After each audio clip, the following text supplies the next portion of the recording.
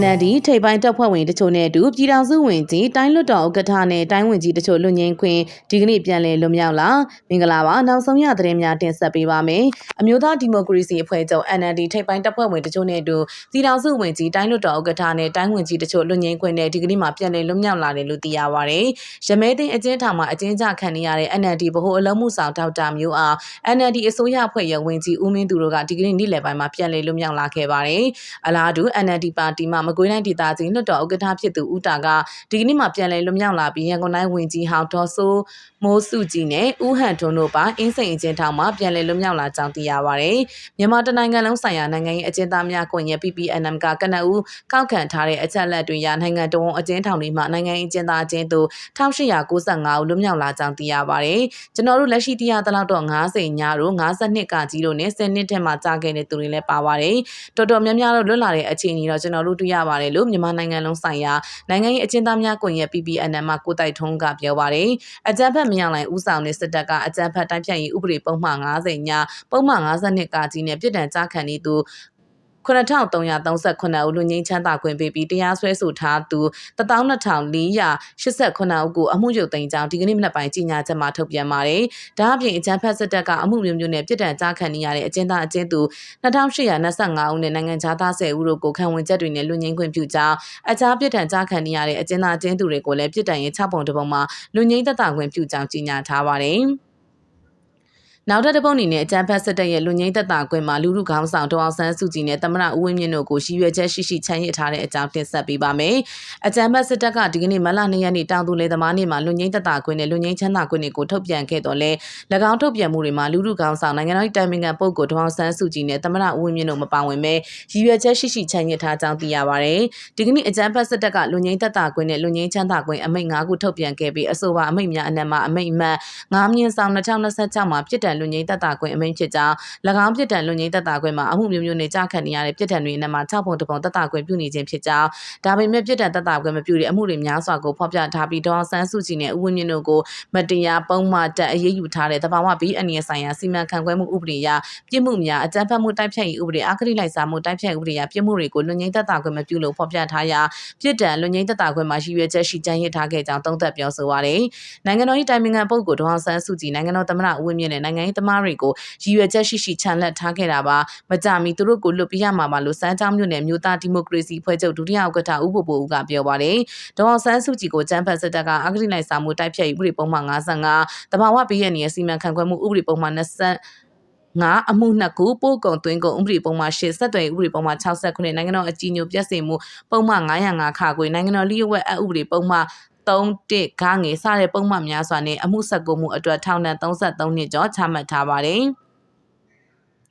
်နိုင်ငံတော်သမ္မတဦးဝင်းမြင့်ကိုလည်းအကြမ်းဖက်စစ်တပ်ကအဂတိလိုက်စားမှုပုံမှန်များတဘာဝဘေးစီမံခန့်ခွဲရေးပုံမှန်တွေအပါအဝင်ပုံမှန်များစွာနဲ့ထောင်ဒဏ်စုစုပေါင်း12နှစ်ချမှတ်ထားပါတယ်မြန်မာနိုင်ငံလုံးဆိုင်ရာနိုင်ငံရေးအကျဉ်းသားများကွန်ရက်ဦးဆောင်ကော်မတီကိုတိုက်ထုံးကကျွန်တော်တို့လက်ရှိသူတို့ထုတ်ပြန်ခဲ့တဲ့အမိန့်တွေကိုဖတ်ကြည့်ရသလောက်တော့အဲ့လိုသဘောတရားမျိုးတွေတွေ့ရတယ်ဒေါအောင်ဆန်းစုကြည်နဲ့ဦးဝင်းမြင့်ကပြည်ထန်လွတ်ငင်းခွင့်မှာအကြုံမဝင်သလိုဖြစ်နေရလို့သုံးသပ်ပြောဆိုပါတယ်အကြမ်းဖက်စစ်တပ်က2021ခုနှစ်ဖေဖော်ဝါရီလ10ရက်နေ့မှာလူထုရွေးကောက်တင်မြှောက်ထားတဲ့ NLD အစိုးရခေါင်းဆောင်တွေကိုဖမ်းဆီးကမတရားအဓမ္မစစ်အာဏာသိမ်းယူခဲ့တာဖြစ်တယ်လို့ဆိုပါတယ်။နောက်ထပ်တစ်ပုဒ်အနေနဲ့ပြည်သူလူထုယုံကြည်မှုပြည့်ရင်တော်လိုင်းဆက်လုံးလို့မရတာကိုတတိပြုကြဖို့ NUG ယာယီဓမ္မနာတတိပေးတဲ့အကြောင်းတင်ဆက်ပေးပါမယ်။စစ်အာဏာရှင်တော်လိုင်းမှာပြည်သူလူထုယုံကြည်မှုပြည့်ရင်တော်လိုင်းဆက်လုံးလို့မရတာကိုတတိပြုကြဖို့ NUG ယာယီဓမ္မနာဒူဝါလက်ရှိလာကတတိပေးပြောဆိုလိုက်ပါတယ်။ဒီကနေ့ကြောင့်ရောက်တဲ့89နှစ်မြောက်ပုဂ္ဂိုလ်မျိုးသားနေခန္ဓာတက်ရောက်စဉ် NUG ယာယီဓမ္မနာဒူဝါလက်ရှိလာကအထက်ပါအတိုင်းပြောဆိုသွားတာပါ။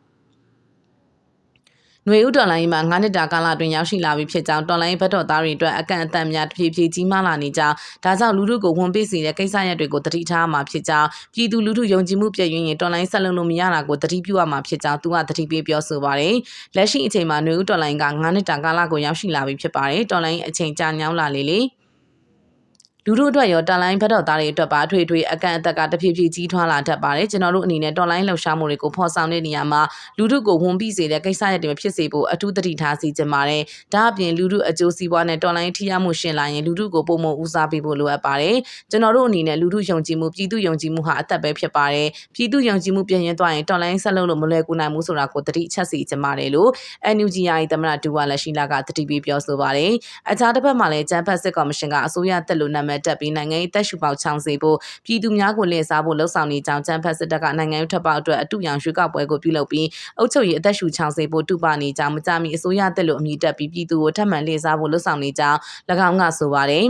အခုဆိုရင်စစ်ကော်မရှင်ကသူ့ရဲ့နိုင်ငံရေးထွက်ပေါက်အတွက်အတူရောင်ရွေးကောက်ပွဲကိုပြုလုပ်ပြီးအုပ်ချုပ်ရေးအသက်ရှူပေါက်ချောင်းအောင်လှုပ်ဆောင်နေတဲ့တိတ်မကြခင်အုပ်ချုပ်မှုဖွဲ့စည်းမှုပုံစံကိုပြောင်းလဲပြီးအစိုးရတက်လို့နာမည်တက်ပြီးပြည်သူထပ်မံလှည့်စားဖို့လုပ်နေပြန်ပါတယ်။ဒါရီအားလုံးဟာစစ်အာဏာရှင်အတွက်အာဏာသက်ဆိုးရှည်စေတဲ့လုပ်ရက်တွေဖြစ်တယ်လို့နိုင်ငံရေးအသက်ရှူပေါက်ချောင်းစေဖို့လှည့်စားလှုပ်ဆောင်တဲ့ကိစ္စတွေပဲဖြစ်တယ်လို့ဆိုပါတယ်။လက်ရှိအခြေအနေမှာစစ်အာဏာရှင်စနစ်အမြင့်ပြတ်ဖြတ်သိမ်းကအလွန်အားကြီးပြီးတိုင်းရင်းသားချင်းချင်းလူမျိုးရေးပဋိပက္ခမဖြစ်စေဖို့ထိန်းကျောင်းနိုင်ဖို့လိုအပ်ကြောင်း NUG ယာယီသမ္မတကဆက်လက်တတိပေးနေပါတယ်။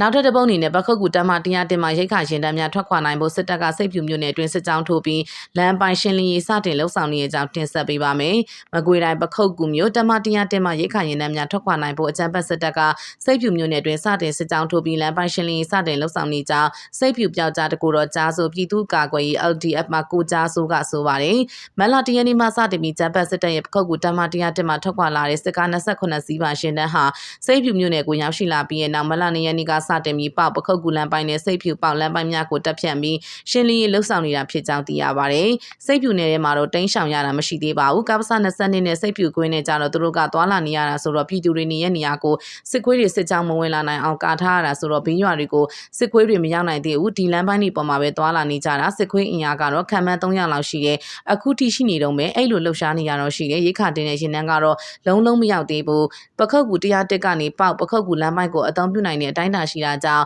ကျွန်တော်တို့သုံးသက်တာကနေရာပေါင်းစုံပေါ့နော်အဲ့ဒီနေရာတွေမှာလေကျွန်တော်မိုင်းတာဝန်ယူထားတာဆိုတော့အခုချိန်မှာလေအဲ့ဒီလမ်းပိုင်းကိုပိတ်ဆို့တာတွေရှိနေတယ်ပေါက်ပခုတ်ကူလမ်းပိုင်းနဲ့စိတ်ဖြူပေါက်လမ်းပိုင်းတွေကိုမသွားဖို့နဲ့ကျင်းရွာကတာဝန်ရှိသူတွေနဲ့နေမြေတာဝန်ခံတွေကနေပြီးတော့သတ်မှတ်ထားတဲ့နေမြေတွေကိုမသွားဖို့ပြောချင်တယ်လို့စိတ်ဖြူပြောက်ကြတကူတော့ကြားဆိုပြည်သူ့ကာကွယ်ရေး LDF မှာကိုကြားဆိုကရှင်းပြပြောပြပါတယ်ဒီလိုလမ်းပိုင်းရှင်းလင်းလှုပ်ဆောင်ပြီးရဲ့နောက်ပခုတ်ကူတမ100တင်မှာထွက်လာမယ့်အကြမ်းဖက်စစ်တပ်ရဲ့ရိတ်ခါရှင်တန်းများအင်အားအလုံးရင်းနဲ့စိတ်ဖြူမြို့နယ်နဲ့ပေါင်းမြို့နယ်အတွင်းဝင်ရောက်လာနိုင်တာကြောင့်တော်လိုင်းတပ်ဖွဲ့တွေကမိုင်းကွင်းတွေလှုပ်ဆောင်နေကြောင်းသိရပါတယ်။ဒါကြောင့်မိုင်းကွင်းအမြောက်များရှိနေတဲ့ပေါပခုတ်ကူလမ်းပိုင်းနဲ့စိတ်ဖြူပေါလမ်းပိုင်းတွေကိုပြည်သူများလုံးဝအသုံးပြုသွားလာနိုင်ခြင်းမပြုကြဖို့နဲ့သက်ဆိုင်ရာတော်လိုင်းတပ်ဖွဲ့တွေကိုအသိပေးခြင်းမရှိဘဲသွားလာမှုတွေပြုလုပ်ပါကအရေးယူမှုတွေလှုပ်ဆောင်သွားမယ်လို့ကိုကြားဆိုကဆိုပါတယ်။သတ်မှတ်ထားတဲ့မိုင်းနယ်မြေတွေကိုသွားရင်ပြည်သူတွေမိုင်းနှိမိတာမျိုးနဲ့တခုခုဖြစ်သွားမှာဆိုတဲ့အတွက်ကြောင့်တင်ကခွင့်နိုင်အောင်ကျွန်တော်ကသတင်းထုတ်ပြန်ထားတာပါအမှန်တကယ်ကတော့မသွားစေချင်တဲ့အတိုင်းတာပေါ့နော်ဓာတ်ငွေတွေပါပါတယ်ဖြစ်တက်ပြီးမယ်ဆိုတာကကျွန်တော်တို့မသွားစေချင်လို့ပြည်သူတွေမဝင်ဖို့အတွက်စစ်စေးကြီးတွေအရာအခြေအနေတွေမှာမိုင်းကထားတာမျိုးတွေကြောင့်စစ်ကြောင်းအခြေအနေတွေကြောင့်ပါ